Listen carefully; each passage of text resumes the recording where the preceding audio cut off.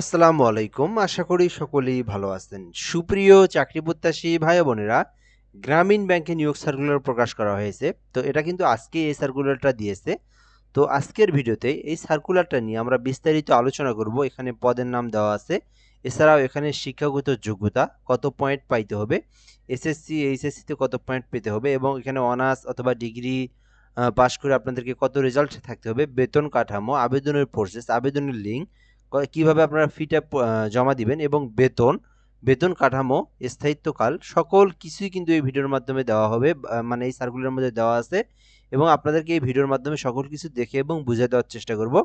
তো সম্পূর্ণ ভিডিওটা আপনারা দেখবেন শেষ পর্যন্ত, তাহলে আপনি গ্রামীণ ব্যাংক নিয়োগ সার্কুলার সম্পর্কে সকল তথ্যই আপনি এই ভিডিওর মাধ্যমে জানতে পারবেন। আরেকটা বিষয় হচ্ছে, যারা আমাদের চ্যানেলে নতুন আছেন বা নতুন দেখতেছেন অবশ্যই চ্যানেলটিতে সাবস্ক্রাইব করে রাখবেন। কেননা আমাদের এই চ্যানেলটিতে বাংলাদেশের সরকারি যত নিয়োগ সার্কুলার প্রকাশ করা হয় সকল সরকারি নিয়োগ সার্কুলারগুলো আমরা আপলোড দিয়ে থাকি। এছাড়াও ভালো ভালো প্রাইভেট সার্কুলারগুলো কিন্তু আমরা এই চ্যানেলের মাধ্যমে দিয়ে থাকি। তো আপনি নতুন হয়ে থাকলে চ্যানেলটিতে অবশ্যই সাবস্ক্রাইব করে রাখবেন। আর ফেসবুক পেজের লিঙ্ক কমেন্ট বক্সে দেওয়া আছে, ফলো দিয়ে রাখবেন। গ্রামীণ ব্যাংক প্রশিক্ষণ প্রকল্পে নিম্নোক্ত পদসমূহে অস্থায়ীভাবে লোক নিয়োগের উদ্দেশ্যে বাংলাদেশের স্থায়ী বাসিন্দাদের নিকট হতে অনলাইনে আবেদনের জন্য আহ্বান করা যাচ্ছে। আবেদনকারী প্রার্থীদেরকে অনলাইনের মাধ্যমে আবেদন করতে হবে। প্রার্থীদের বাংলাদেশের যে কোনো স্থানে কাজ করতে আগ্রহী হতে হবে। তো এই বিষয়টা আপনারা এখান থেকে দেখলেন, অর্থাৎ গ্রামীণ ব্যাংকে নিয়োগ দেওয়া হবে, এটা হচ্ছে আপনার প্রকল্প অনুযায়ী। আর এটা কিন্তু বাংলাদেশের স্থায়ী বাসিন্দা, অর্থাৎ বাংলাদেশের যে কোনো জেলার যে কোনো প্রার্থী যে কেউ চাইলে আবেদন করতে পারবে এবং পুরুষ মহিলা উভয় আবেদন করতে পারবে। আর এটা কিন্তু অনলাইনের মাধ্যমে আপনাকে ফর্ম পূরণ করে অ্যাপ্লিকেশন করতে হবে। এই বিষয়গুলো এখানে বলে দেওয়া রয়েছে। ১ নম্বর পদের নাম যেটা হচ্ছে শিক্ষানিবাস সহকারী প্রকৌশলী স্থাপত্যি, বিএসসি ইঞ্জিনিয়ারিং আর্কিটেক্ট নিয়োগ দেওয়া হবে। এক্ষেত্রে আবেদনের জন্য প্রার্থীদেরকে স্বীকৃতি কোনো বিশ্ববিদ্যালয় হতে সিভিল অথবা ইলেকট্রিক্যাল অথবা মেকানিক্যাল অথবা আর্কিটেক্ট বিষয়ে ৪ বছর মেয়াদী স্নাতক ডিগ্রি থাকতে হবে। সকল পর্যায়ে পরীক্ষাসমূহে ন্যূনতম দ্বিতীয় বিভাগ শ্রেণী জিপিএ 3 পয়েন্টের থাকতে হবে এবং কোনো পর্যায়ে তৃতীয় বিভাগ গ্রহণযোগ্য নয়। সংশ্লিষ্ট কাজে 2 বছরের বাস্তব অভিজ্ঞতা থাকলে আপনি আবেদন করতে পারবেন। বিষয়টা আমি আবারও আপনাদেরকে ক্লিয়ার করে দিচ্ছি এখান থেকে। এখানে কিন্তু আপনার ২ টা পদের নাম রয়েছে। এখানে একটা পদের নাম হচ্ছে শিক্ষানিবাস সহকারী প্রকৌশলী, যেটা হচ্ছে বিএসসি ইঞ্জিনিয়ারিং অথবা আর্কিটেক্ট নিয়োগ দেওয়া হবে, স্থপতি বিএসসি ইঞ্জিনিয়ারিং আর্কিটেক্ট।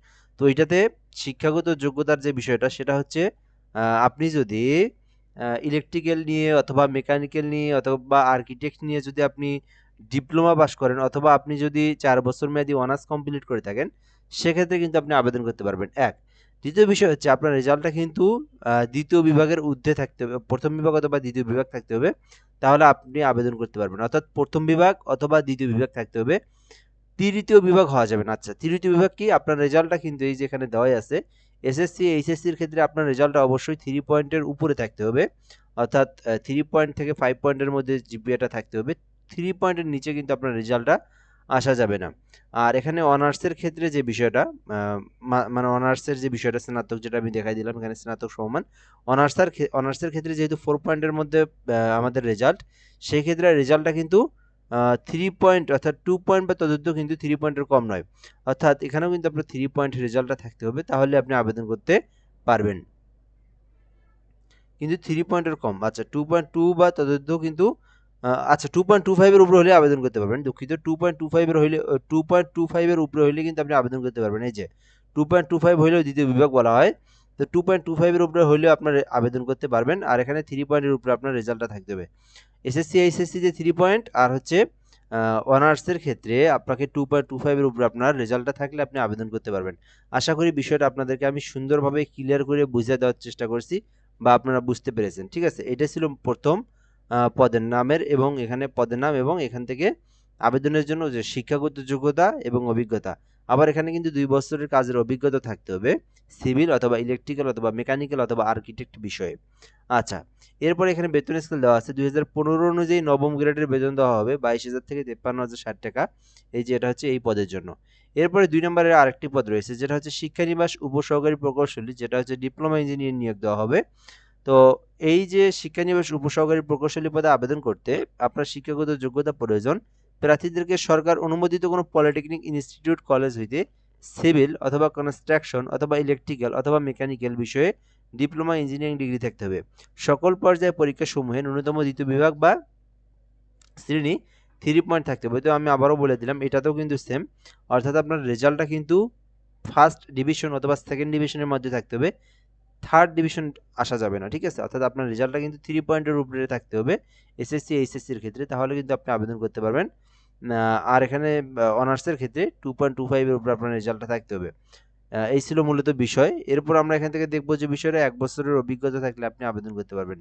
আর এটাতে কিন্তু ২টা পদের জন্যই বয়স যেটা ৩২ বছর মানে প্লাস হওয়া যাবে না। ৩২ বছরের নিচে আপনাদেরকে আবেদনটা করতে হবে। বেতন স্কেল এই পদের জন্য গ্রেড ১০ অর্থাৎ ১০ম গ্রেডে বেতন দেওয়া হবে ১৬,০০০ থেকে, আর ৩০,৬৪০ টাকা আপনার বেতন দেওয়া হবে, ঠিক আছে?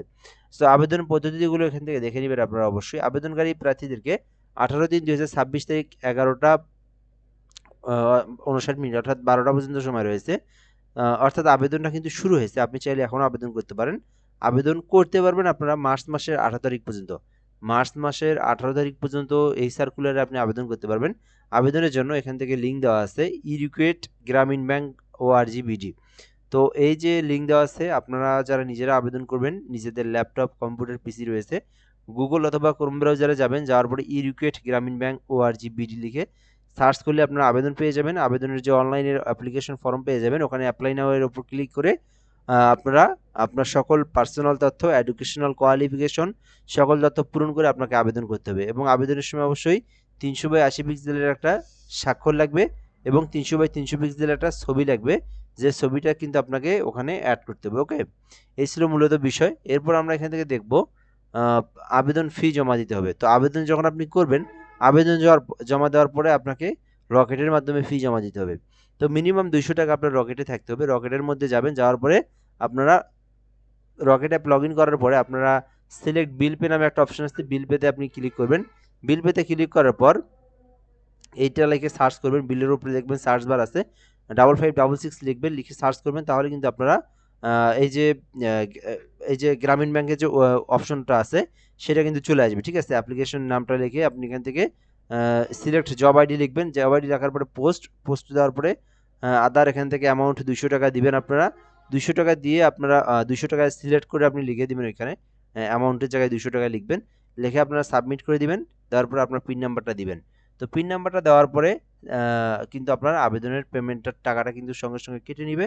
দেন আপনাকে কিন্তু এই যে আপনার ট্রানজ্যাকশন আইডি যেটা, সেটা কিন্তু দেখাবে। অর্থাৎ আপনার পেমেন্ট হয়ে গেলে তো অটোমেটিকলি ট্রানজ্যাকশন আইডি দেখাবেই, এটা তো সকল পেমেন্টের ক্ষেত্রেই। সো এটাই ছিল মূলত বিষয়। অর্থাৎ আপনারা আবেদন করবেন, আবেদন করার পর আপনারা রকেট আইডিতে আসার পরে বিল পে সিলেক্ট করে আপনারা বিলের আইডি লিখে, তারপরে আপনার জব অ্যাপ্লিকেশন নাম্বার যেটা, সেইটা লিখে আপনার জব আইডি লিখে আপনার অ্যামাউন্ট 200 টাকা সিলেক্ট করে দিয়ে আপনার পিন নাম্বারটা দিলে আপনার পেমেন্টের টাকাটা কেটে নেবে, ঠিক আছে? সো এটাই ছিল মূলত বিষয়। পরবর্তীতে আবার আপনারা এই ট্রানজ্যাকশন নাম্বার দিয়ে আপনারা ভেরিফিকেশন সাকসেসফুল হয়েছে কি না হয় নাই সেটাও দেখতে পারবেন, অর্থাৎ পেমেন্টটা আপনি দেখে নিতে পারবেন। পেমেন্ট স্ট্যাটাসে গিয়ে জব আইডি লিখে সার্চ করলেও আপনার পেমেন্টটাও দেখতে পারবেন যে আপনার পেমেন্টটা হয়েছে কি হয় নাই। এটা ছিল মূলত বিষয়। এরপরে প্রশিক্ষণ পদ্ধতি দেওয়া আছে। নিয়োগপ্রাপ্ত শিক্ষানিবাস সহকারী প্রকৌশলী স্থপতিগণ গ্রামীণ ব্যাংক প্রশিক্ষণ কেন্দ্রের আওতায় 1 বছরের 2টি পর্ব প্রশিক্ষণে থাকবেন। প্রথম পর্বে মাসিক 13,000 টাকা স্থিরকৃত এবং হারে প্রথম পর্বের প্রশিক্ষণ সফলভাবে সমাপ্তকারী প্রার্থীদের দ্বিতীয় পর্বে 15,000 টাকা। এরপরে কিন্তু ধারাবাহিকভাবে আপনার সমাপ্তকারী কর্তৃপক্ষ কর্তৃক আয়োজিত নির্দিষ্ট সময়ে চূড়ান্ত পরীক্ষায় অংশগ্রহণ করতে হবে। উক্ত পরীক্ষায় সফলভাবে উত্তীর্ণদের গ্রামীণ ব্যাংক বেতন স্কেল 2015 নবম গ্রেডের বেতন যেটা 22,000 থেকে 53,000 টাকা বেতন দেওয়া হবে। সো এই ছিল মূলত বিষয়। এরপর পরবর্তী যে পদটা রয়েছে উপসহকারী প্রকৌশলী গ্রামীণ ব্যাংক, এটাতেও কিন্তু প্রথমে 10, তারপরে আপনাকে প্রথমে 9, তারপরের বার হচ্ছে আপনার 10, এবং আপনাকে 2015 এর 10ম গ্রেড অনুযায়ী 16,000 থেকে 38,000 টাকা আপনার বেতন দেওয়া হবে। এছাড়াও কিন্তু গ্রামীণ ব্যাংকের পরিচালিত যে সকল সুযোগ সুবিধা কিন্তু আপনি পেয়ে যাবেন এখান থেকে। এরপরে যে বিষয়টা বলেছে অন্যান্য দেওয়া আছে এখানে, ত্রুটিমুক্ত আবেদনকারীদের নির্বাচনী পরীক্ষায় অংশগ্রহণের জন্য ডাকা হবে। গ্রামীণ ব্যাংক কর্তৃপক্ষ এই নিয়োগ পরীক্ষা বাতিল বা প্রার্থীদের কাউকে নিয়োগ প্রদান করা বা না করার ক্ষেত্রে যে কোনো সিদ্ধান্ত গ্রহণ ক্ষমতা সংরক্ষণ করেন। কোনো ধরনের সুপারিশ বা তদবির প্রার্থীর অযোগ্যতা বলে বিবেচিত হবে। প্রধান বিভাগ ভারপ্রাপ্ত মানব সম্পদ ব্যবস্থাপনা বিভাগ, গ্রামীণ ব্যাংক। সো এই ছিল তো মূলত বিষয়। যারা আবেদন করতে চান বা যারা আবেদন করবেন, এই শিক্ষাগত যোগ্যতা এবং এই অভিজ্ঞতা যাদের রয়েছে তারা কিন্তু এটাতে আবেদন করতে পারেন। সো আজকের ভিডিওটা এই পর্যন্তই। ধন্যবাদ, ভালো থাকবেন, আসসালামু আলাইকুম।